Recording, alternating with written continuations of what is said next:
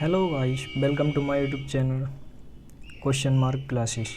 आज हम polity start कर रहे हैं। पॉलिटी में सबसे पहले हम देखेंगे ऐतिहासिक पृष्ठभूमि यानी हिस्टोरिकल बैकग्राउंड। हिस्टोरिकल बैकग्राउंड को हमने दो भागों में बांटा है। सबसे पहले आया है कंपनी का शासन, जो 1773 से 1858 तक रहा, और दूसरा है फिर ताज का शासन, जो 1858 से 1947 तक रहा। सबसे पहले कंपनी का शासन 1773 से 1858 तक। कंपनी ने एक एक्ट निकाला 1773 का रेगुलेटिंग एक्ट। इसमें क्या था? 1773 के रेगुलेटिंग एक्ट में भारत में ईस्ट इंडिया कंपनी के कार्य को नियमित और नियंत्रित करने की दिशा में ब्रिटिश सरकार द्वारा उठाया गया यह पहला कदम था। यानी कि इस रेगुलेटिंग एक्ट में पहला कदम क्या था? पहला कदम ईस्ट इंडिया कंपनी के कार्यों को नियमित और नियंत्रित करने के लिए यह पहला कदम था। यानी कि जो उसके कार्य थे ईस्ट इंडिया कंपनी के, उसको नियमित और नियंत्रित करने के लिए पहला कदम था। इसके द्वारा पहली बार कंपनी के प्रशासनिक और राजनीतिक कार्यों को मान्यता मिली। यानी कि इसी के द्वारा पहली बार कंपनी के जो प्रशासन और राजनीतिक कार्य थे उन्हें मान्यता मिली, एवं इसके द्वारा सरकार में केंद्रीय प्रशासन की नींव रखी। यानी कि इसी के द्वारा केंद्रीय प्रशासन की नींव रखी थी।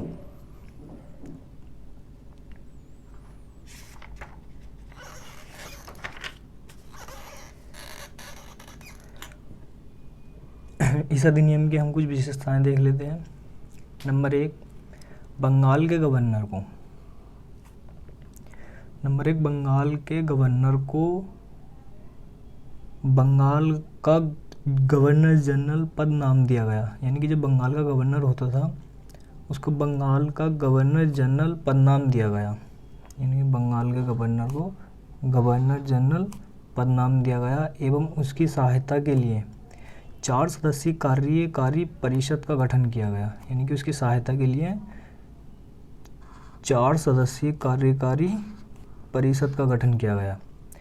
नंबर 2, इसकी विशेषता क्या है? कलकत्ता में 1774 में उच्चतम न्यायालय की स्थापना की गई। यानी कि इसकी जो विशेषता है वो कलकत्ता में 1774 में एक उच्चतम न्यायालय की स्थापना भी की गई थी, और बंगाल के गवर्नर को बंगाल का गवर्नर जनरल पद नाम दिया गया था। अब आता है हमारा 1774 का पीट्स इंडिया एक्ट। ये पीट्स इंडिया एक्ट क्या था देख लेते हैं। नंबर 1, इसने कंपनी के राजनीतिक और वाणिज्यिक कार्यों को पृथक कर दिया। यानी कंपनी के राजनीतिक और वाणिज्यिक कार्यों को पृथक कर दिया था। इसने निदेशक मंडल को कंपनी के व्यापारिक मामलों की अधीक्षण की अनुमति तो दे दी थी। यानी कि इसने निदेशक मंडल को कंपनी के व्यापारिक मामलों की अधीक्षण की अनुमति तो दे दी थी, लेकिन राजनीतिक मामलों में प्रबंधक के लिए नियंत्रण बोर्ड, यानी कि जो राजनीतिक मामले थे उसके प्रबंधक के लिए नियंत्रित बोर्ड यानी कि बोर्ड ऑफ कंट्रोल नाम से एक नए निकाय का गठन कर दिया था। इस प्रकार द्वैत शासन की व्यवस्था स्वारंभ हो गई। यानी कि इस प्रकार जो द्वैत शासन की व्यवस्था थी वो स्वारंभ हो गई, द्वैत शासन।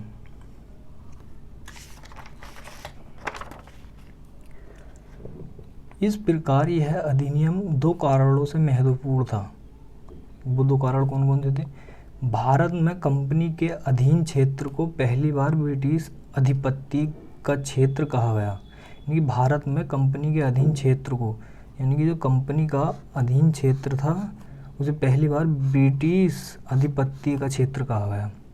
नंबर 2 क्या है? ब्रिटिश सरकार को भारत में कंपनी के कार्य और इसके प्रशासन पर पूर्ण नियंत्रण प्रदान किया गया। पूर्ण नियंत्रण प्रदान किस पर किया गया? प्रशासन जो कंपनी के कार्य और प्रशासन थे उन पर पूर्ण नियंत्रण प्रदान किया गया। अब आता है 1873 का चार्टर अधिनियम। 1873 के चार्टर अधिनियम में क्या है देख लेते हैं। नंबर 1, इसने बंगाल के गवर्नर को भारत का गवर्नर जनरल बना दिया। यानी कि 1833 का जो चार्टर अधिनियम था, यानी कि जो बंगाल का गवर्नर जनरल था उसको भारत का गवर्नर जनरल बना दिया गया, जिसमें सभी नागरिक और सैन्य शक्तियाँ निहित थी। यानी कि नागरिक भी और जो सैन्य शक्ति थी वो उसमें ही निहित थी। इस प्रकार इस अधिनियम ने पहली बार, यानी कि जो पहली बार एक ऐसी सरकार का निर्माण किया जिसका ब्रिटिश कब्जे वाले संपूर्ण भारतीय क्षेत्र पर पूर्ण नियंत्रण था।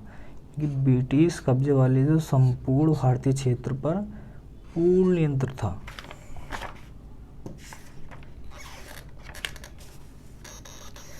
दूसरा क्या है, इसने मद्रास और बम्बई के गवर्नर को विधायिका संबंधी शक्ति से वंचित कर दिया। यानी कि इसने जो है मद्रास के गवर्नर और बम्बई के जो गवर्नर थे उसकी विधायिका शक्ति से जो है वंचित कर दिया उन्हें।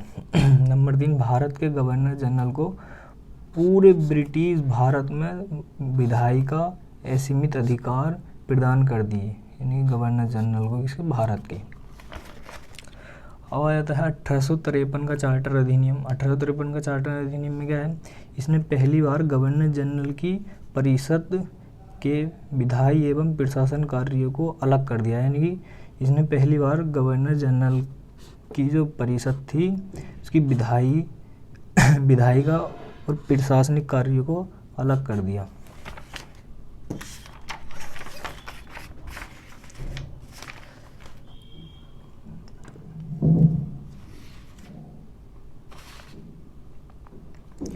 अब देख लेते हैं हम ताज का शासन। ताज का शासन 1858 से 1947 तक। 1858 का शासन अधिनियम। नंबर 1, इसके तहत भारत का शासन सीधे महारानी विक्टोरिया के अधीन चला गया। नंबर 2, गवर्नर जनरल का पदनाम बदलकर वायसराय कर दिया गया। नंबर 3, वह वायसराय भारत में ब्रिटिश ताज के प्रत्यक्ष प्रतिनिधि बन गया। लॉर्ड कैनिंग भारत के प्रथम वायसराय बने।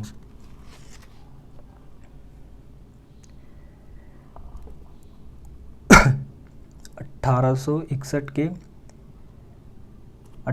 इकसठ के भारत परिषद अधिनियम की विशेषताएं। 1861 के भारत परिषद अधिनियम की विशेषताएं। इसके द्वारा कानून बनाने की प्रक्रिया में भारतीय प्रतिनिधियों को शामिल करने की शुरुआत हुई। यानी कि जो भारतीय प्रतिनिधि थे उनको शामिल करने की शुरुआत हुई।